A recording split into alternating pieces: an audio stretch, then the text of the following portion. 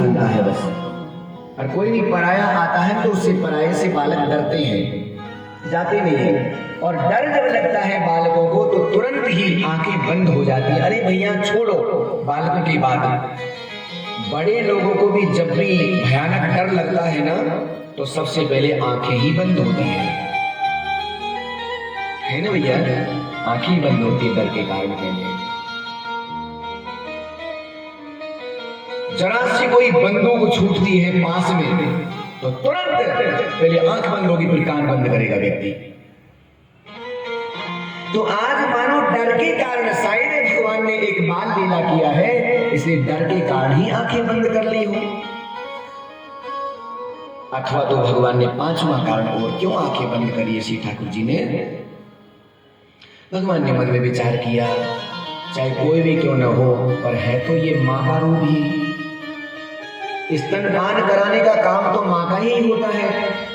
अब और कुछ बनकर के आती तो मैं इसको मार भी देता, परंतु ये माँ बनकर के आ रही है तो अब मैं इसको कैसे मारूंगा। इसलिए भगवान को संकोच हो रहा है, शर्म आ रही है। तो संकोच और शर्म में भी आंखें बंद हो जाती है। श्री ठाकुर जी ने अपनी आंखें इसलिए भी बंद कर दी है।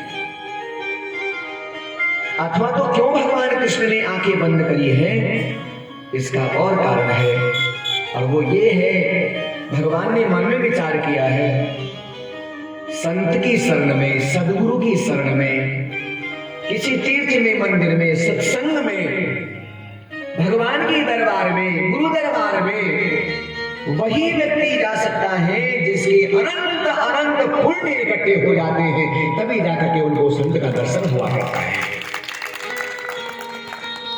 अनंत जन्मों के पुण्य जब इकट्ठे हो जाते हैं, जब मेरे प्रभु के सद्गुरुदेव के दर्शन हो पाते हैं। इस पूतना ने ऐसा कौन सा काम कर दिया जी, जो आज मेरे स्वयं चरणों तक आ गई है और मेरे स्वयं दर्शन कर रही है मेरे बपू के।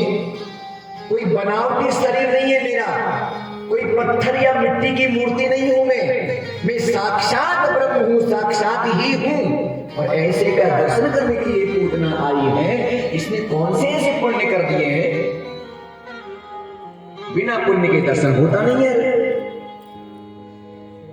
इस जन्म में तो कोई इसने पुण्य ऐसा इकट्ठा किया नहीं, पर हाँ हो सकता है जीव के न जाने कितने जन्मों के पुण्य और कितने जन्मों के पाप जीव के सामने आते हैं। एक जन्म का दुख नहीं मिलता हमको, एक जन्म का सुख भी नहीं मिलता है हमको। न जाने कितने कितने जन्म जन्मांतर के पुण्य कर्मों का फल सुख के रूप में आता है, और न जाने कितने जन्म जन्मांतर के पाप हमारे दुख के रूप में आते हैं। वो भोगने के लिए हमको भोगना पड़ता है। जब महाभारत का युद्ध हो रहा था तो उस समय पर भीष्म जी महाराज सरसैया पर पड़े थे, और पता है भीष्म जी का शरीर में एक भी बाण ऐसा नहीं था जो पीठ से लगा हो, सामने से लगे हैं, रोम रोम में बाण हो गए हैं, और एक बूंद रक्त की नहीं है उनके शरीर में। श्री कृष्ण का सुमिरन करते करते जब कृष्ण भगवान आए तो श्री ठाकुर जी से एक प्रार्थना और किया उन्होंने, मेरे प्रभु मैं आपसे कुछ प्रश्न करना चाहता हूं। हाँ बोलो। मुझे याद है मैंने इस जीवन में तन से तो क्या कभी मन से भी किसी का बुरा नहीं किया है।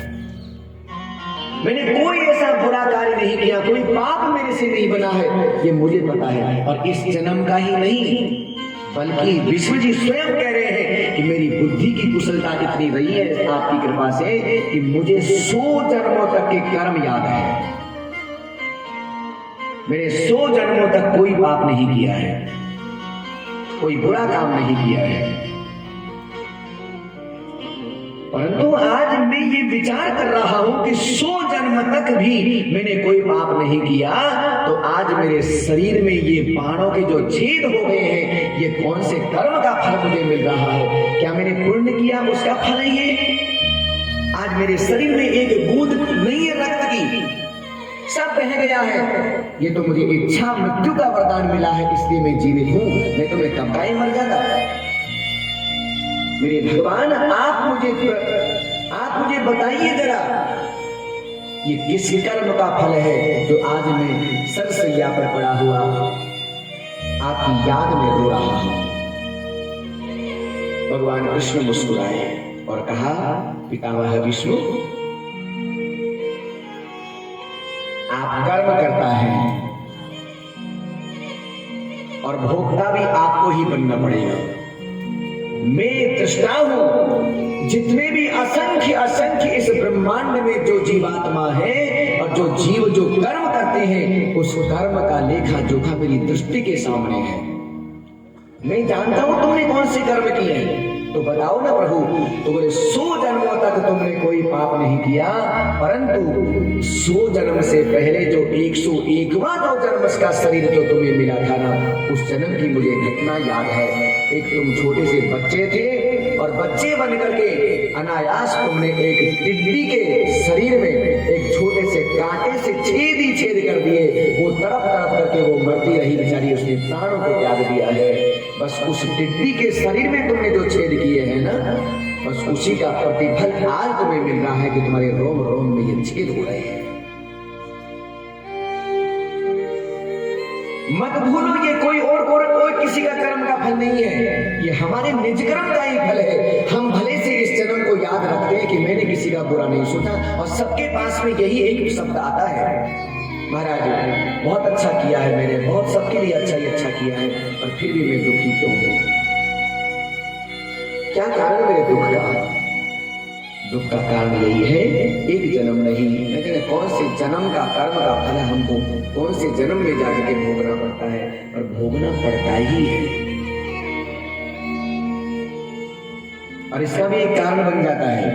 हो सकता है कि उस कर्म का फल जो पिछले कर्मों का फल हम जल्दी भोग लेते तो आज हम सुखी हो जाते, और ये भी हमारी नादानी है, ये भी हमारी कमी ही है, क्योंकि हम भगवान से और संतों से सदगुरुओं से यही प्रार्थना करते रहते हैं कि बस हमारे दुखड़ों को मिटा दो, हमारे दुखड़े को मिटा दो, हमारे दुखड़े को मिटा दो। तो वो कृपा तो कर देते, दुखड़े को मिटा तो देते हैं, पर वो कर्म का नाश नहीं होता है। वो बीज अपने आप बना ही रहता है, और वो बीज का फल अवश्यमेव भोक्तव्यम, उसको भोगना ही पड़ेगा। आज नहीं तो दूसरे जन्म में भोगना पड़ेगा। आज तो हम सुखी हो जाएंगे महापुरुषों की कृपा से, और बड़े प्रसन्न हो जाएंगे, बड़े हाँ आज मैं बहुत प्रसन्न हूँ, बहुत खुश हो गया, आज ऐसा हो गया वैसा हो गया। पर जो कर्म का चुकता हिसाब है ना भैया, वह तो भोगने से ही होता है।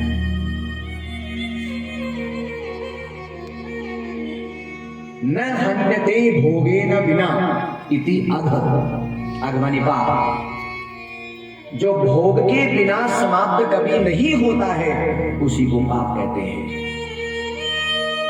एक कुंती ही एक ऐसी थी जिन्होंने दुख मांगे हैं, और दुख भी इसलिए मांगे हैं कि मेरे अनंत अनंत जन्मों के जो पाप मैंने कर लिए होंगे किसी भी कर्म में, उस कर्म का चुकता हिसाब इसी जन्म में हो जावे, वो दुख के रूप में मुझे प्राप्त हो जावे। प्रभु आगे का मुझे शरीर जो मिले बिल्कुल शुद्ध चैतन्य मिले, इसीलिए कुंती माता ने दुख मांगे हैं, और कोई उद्देश्य नहीं था कुंती माता का। आज हम दुख नहीं मांगते, हम सुख मांगते हैं। कहां से मिलेगा वो सुख? मिलेगा कहां से? इसलिए रो मत, दुखी मत हो, अपने दुख का गुणगान मत करो। ये दुख हमारे मित्र हैं, साथ में रखो और नित्य निरंतर भोगो उसको। भगवान से भी प्रार्थना करो, और दे दो दुख मुझे, और दो मुझे दुख। हाँ, और कहां से देंगे भगवान वो दुख? तुम्हारे बैलेंस में से निकाल के देंगे। जो तुम्हारे दुख का भंडार भरा पड़ा है ना पापों का, उसी में से मेरे भगवान निकाल के देते हैं, और कोई देने वाला नहीं है। भगवान के पास नहीं है दुख सुख, दुख सुख है ही नहीं उनके पास। तो जो समाप्त करना चाहो वो मांगो भगवान से। यदि तुम पुण्य को खत्म करना चाह रहे हो, सुख का भंडार जो सुख का खजाना भरा पड़ा है उसको यदि खत्म करना चाहते हो ना, तो भगवान से कहो सुख दे दो, और दे दो सुख, और दे दो सुख, और दे दो सुख, तो तुम्हारा बैलेंस खाली होता जाएगा। और दुख का यदि बैलेंस यदि खत्म होगा तो दुख खत्म हो जाएगा। समझ में आ रही है कि नहीं आ रही है बताइए?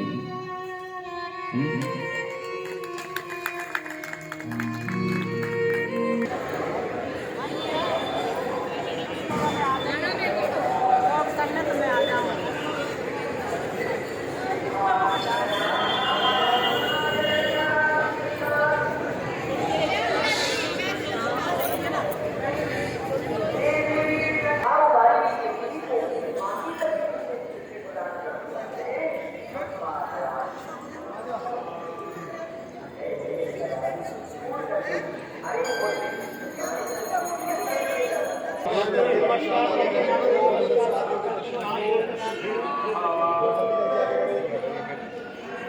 भागवत कथा की श्रवण के लिए पंडाल में सभी भागवत कथा की श्रवण के लिए पंडाल में चलिए। गेट के पास चाय पानी का प्रसाद पाइए।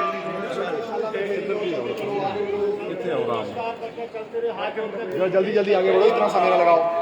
बेटा अपनी ऊपर ही रख दो जी, आगे बढ़ो आगे बढ़ो, ऊपर ही रख दो, बाहर ही बाहर चलते चलो, समय ना लगाइए। हाथ जोड़ के प्रार्थना कर रहे हैं बार बार, सभी को दर्शन हो जाए जल्दी।